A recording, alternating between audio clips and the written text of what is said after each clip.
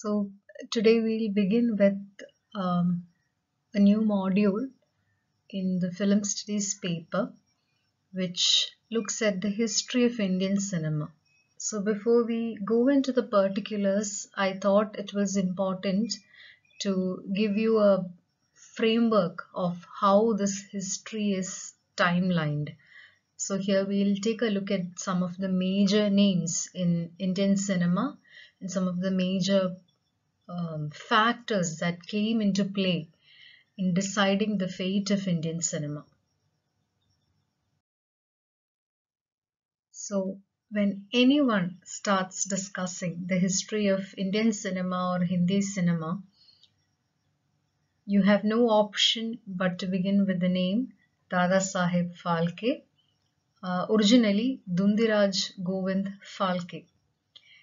He is widely renowned as the father of Indian cinema because he made the first feature film made in India, so to speak, Raja Harishchandra, which premiered in 1913. Now, Raja Harishchandra was a mythological and had a running time of 40 minutes. It thematically dealt with the story of Raja Harishchandra, who was a noble and righteous king and who sacrifices his kingdom and family to keep his word to the saint Vishwamitra. Now, moved by his sacrifice, the gods finally compensate him for everything that he lost. So, this is the story of the first feature film made in India. Now, in 2009, a Marathi film, Harishchandrachi Factory, shows the struggles that Dundiraj Govind Phalke had to undergo in order to make his first feature film. It's just like the movie based on J.C. Daniels that was made by Kamal and which starred Prithviraj and Mamta Mohandas. So, Raja Harishchandra had an all-male cast. Even Raja Harishchandra's wife Taramati's role was played by a male actor because in those days you couldn't find women who were willing to act in movies because it was considered to be a very menial, very disreputable job. You couldn't find women to uh, act in the movies, so every role, male and female, was played by men. And biographers say that Dada Saheb Phalke was heavily influenced by Raja Ravi Verma's style of painting, and in some of the frames of the mythological movie Raja Harishchandra, you can see those influences. There are no surviving copies of the film, so to speak, but this is what biographers have recorded about the movie Raja Harishchandra. Another important thing about the movie, the first feature film made in India, was even though the movie was shot in India, directed by an Indian, produced and directed by an Indian, it was processed in London because at that point in the early 1900s, no place in India had the facilities to process a movie. And like I said, the movie Harishchandrachi Factory, which released in 2009, directed by Paresh Mokashi, it's a Marathi movie, talks about the struggles Dada Saheb Phalke underwent while making Raja Harishchandra. Now, if you click on the link, if you click on the title Harishchandrachi Factory, it will take you to a trailer of this movie which will give you a brief glimpse of Dada Saheb Phalke's life. Now, because Raja Harishchandra was a success, a lot of other mythologicals were made by Dada Saheb Phalke as well as other directors of silent films. Dada Saheb Phalke's later mythologicals include Mohini Bhasmasur, Langa Dahan, Satyavan Sahitri, Sri Krishna Janma, and Kaliya Mardan. Other titles include Kijagavadam, Bhakt Vidur, and Shakuntala. If Raja Harishchandra was the first feature film made in India, Alam Ara, which premiered in 1931, is the first feature film with sound. And it was directed by Ardeshir Irani and starred Master Vittal, Zubaida, Prithviraj Kapoor, and L.V. Prasad.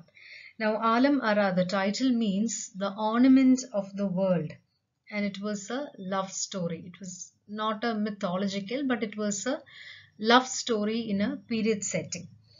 And when the movie premiered in 1931, it was advertised with the following tagline: all living, breathing, 100% talking, essence of romance, brains and talents unheard of under one banner.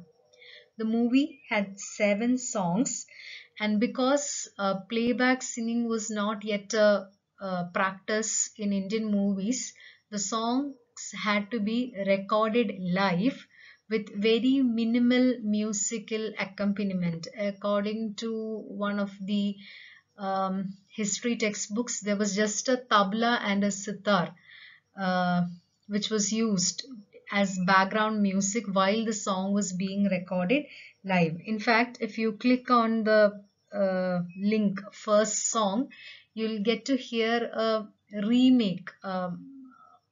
A scholar, film studies enthusiast, has made a re-recording of the first ever song made in Indian cinema. De Pyar De, that's the song. Now, if you look at the cast of Alam Ara, you can see some familiar names, at least Prithviraj Kapoor's name. He is the predecessor of the Kapoors that we know now: Kareena, Karishma, Ranbir Kapoor. He's their great grandfather. And L.V. Prasad later went on to become one of the biggest film moguls of South Indian cinema. In fact, if you go to Hyderabad, one of the landmarks in Hyderabad is the Prasad's IMAX, which is a movie theater with the latest facilities in technology setup, and it is a tribute to L.V. Prasad. The Akkineni family, Nagarjuna, Naga Chaitanya, and all of them, the Akkineni family is actually a legacy of L.V. Prasad. Now, about Master Vittal, he is generally considered by historians of Indian cinema as a star of the silent film era. Even though Alam Ara was a sound film, Master Vittal is generally considered to be the shining star of the silent film era, and Zubaida is generally regarded as the first female star. In addition to Alam Ara, she has a lot of other movies to her credit. She has played leading roles in mythologicals and in popular movies where she played the roles of courtesans and even a circus girl. So that is about Alam Ara. The next movie that I want to bring to your notice is Shirin Fahad. Again, the movie premiered in the same year as Alam Ara. In fact, there was a competition between these two movies to see which one gets released first. Obviously, Alam Ara beat Shirin Fahad to it. The movie, directed by J.J. Madan, who owned Madan Theatres. It was a very popular name in the Bombay cinema circle at that point of time. It's the second Indian film with sound, and it had a record 42 songs, and the movie was a bigger hit than Alam Ara. It starred Nizar and Jahanara Kajan in the lead roles, and the story was based on a legend from the Shah Nama It narrated the story of the Persian sculptor Farhad and Queen Shirin. Now, when Shirin Farhad became such a big success, in fact, much more successful than Alamara, it kind of sounded the death knell of the silent film era. So, if silent films were no longer being made, the actors who were trained for the silent film industry also kind of lost their charm. Actors like Master Vithil found it very difficult to adjust to the new mode of movie making with sound. And one of the chief hindrances in these actors adapting themselves to the um, movies with sound was their lack of fluency in the Hindustani language. The Hindustani language has a lot of socio-political implications, but to be very simple, it was a very odd mixture of Hindi, Persian, and Urdu. So, actors of the silent film era who could not bring themselves to adapt to the Hindustani language, to be fluent in the Hindustani language, automatically fizzled out from the industry with the success of movies like Alam Ara and Shirin Farhad. Now, here I'd like to make a brief note about the female actors. So, by the 1930s, women had slowly started acting in movies, and one of the popular names of the time was Ruby Myers, who adopted the screen name Sulojana. So, along with Ruby Myers, a lot of other Anglo-Indian women started acting in movies during this time. They were all very proficient in dancing and they were relatively less inhibited about acting uh, in a movie than the other than women from other communities. So Ruby Myers is a very popular name and she's very popular for her movies like Anarkali, Bombay Ki Billi and Balidan.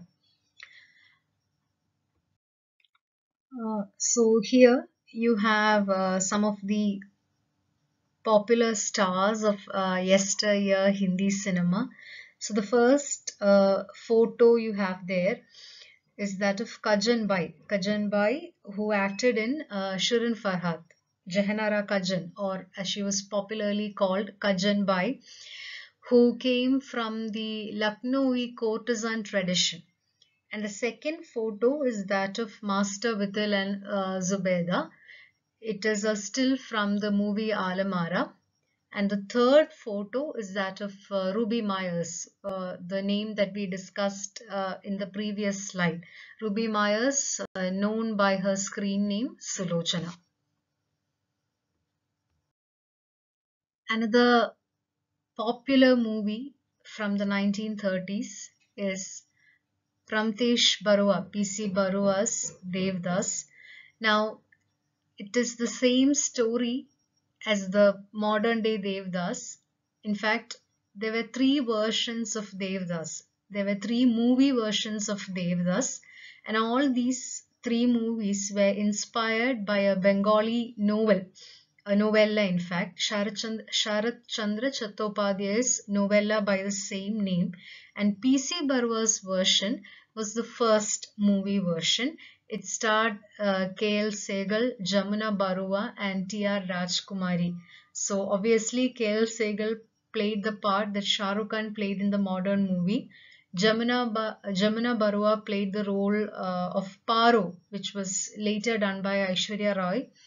And Chandramukhi's role was played by T.R. Rajkumari. In the modern version, it was played by Madhuri Dixit. So this is another popular movie from the 1930s, The Beginnings, which marks the beginning of Bollywood as we know it now. Now, if you click on the link full movie, you will be taken to a YouTube video which has a full unedited version of P.C. Barua's Devdas. Now we move on to another popular name in the or inevitable name, so to speak, in the history of Indian/Hindi cinema, which is Bombay Talkies. And here I have listed out just two movies, very popular blockbuster movies produced by Bombay Talkies, that is Achut Kanya and Kismet. Now, if you look at the history of Bombay Talkies, it was founded by Himanshu Rai and Devika Rani, and Devika Rani was a very popular actress of the time. And later there were disputes regarding ownership and all, but that is for a later class. But right now I want to bring to your attention the movies, these two movies produced by Bombay Talkies, that is Achut Kanya, which premiered in 1936 and directed by the German Franz Osten. Now the term Achut Kanya literally translates to untouchable maiden. It is a love story between a upper caste boy and a girl from a lower caste. And Achut Kanya basically is a trailblazer because of the fact that this was the first time an issue of social importance was being discussed in Indian cinema. It discussed the extremely relevant, even now extremely relevant social issue of untouchability. So that's the relevance of Achut Kanya. Now Kismet, which came 10 years later, directed by Gyan Mukherjee, is generally regarded as the first blockbuster of Indian cinema. It starred Ashok Kumar and Devika Rani, very popular names in the 1940s, in the late 1930s and 1940s. In fact, Ashok Kumar is generally regarded as the first superstar. Usually we refer to Rajesh Khanna like as the first superstar, but there are film historians who say that Ashok Kumar was the first superstar of Indian cinema. And Kismet was not only the first blockbuster in Indian cinema, it introduced certain tropes, certain themes into the Indian cinema which are sustained even now, so to speak, like the lost and found formula, like two brothers separated in childhood and then how they find their way back to each other. So the lost and found formula, the formula of double roles, all these were introduced into Indian cinema with Kismet. Now if you see, there is a link in blue, Dur Hato Duniya Walo. It is a patriotic song which featured in the movie Kismet, and it was a huge hit in the during that time. So both Achut Kanya and Kismet had Ashok Kumar in the lead male role. So that's about the two popular movies made by Bombay Talkies. In 1946, another important movie was released, and its name was Neecha Nagar. The movie, directed by Chetan Anand, who was Devanand's brother, was loosely inspired by Maxim Gorky's Lower Depths. Now, this movie is important in the history of Indian cinema because it was the first movie to win the first Indian movie to win international acclaim. Like the poster tells you, it won the grand prize at the International Film Festival, the Cannes International Film Festival of 1946. And if you look at the poster, like the bottom half of the bottom half of the poster, you can see the names of the actors. Kamini Kaushal. Kamini Kaushal, in fact, went on to become a very popular actor of her time. Zora Zegal, Rafiq Anwar, S.P. Bhatia, Uma Anand, Mohan Segal, Rafi Peer, Ahmed Bhatt and Hamid Bhatt and Vyas. So the premise of the movie was the clash between the upper class and the lower class. So there is this wealthy landlord, Sarkar. The role was played by the actor Rafi Peer, who decides to dump waste into the village in order to clear land for his real estate project, and the villagers who are already suffering decide to rise up against this particular unjust decision of the wealthy man, and the villagers are led by Balraj, who's played by Rafiq Anwar. So that's the premise of the movie. Now, there are some interesting trivia about the movie, like the fact that the music was composed by Pandit Ravi Shankar, and the screenplay was written by Khwaja Ahmad Abbas, who is now known to the Indian audience as a pioneer in writing movies that were socially realistic. So, if Achyut Kanya addressed important social issue like untouchability, Neecha Nagar addressed the issue of class and caste differences, but in a more intense way than Achyut Kanya.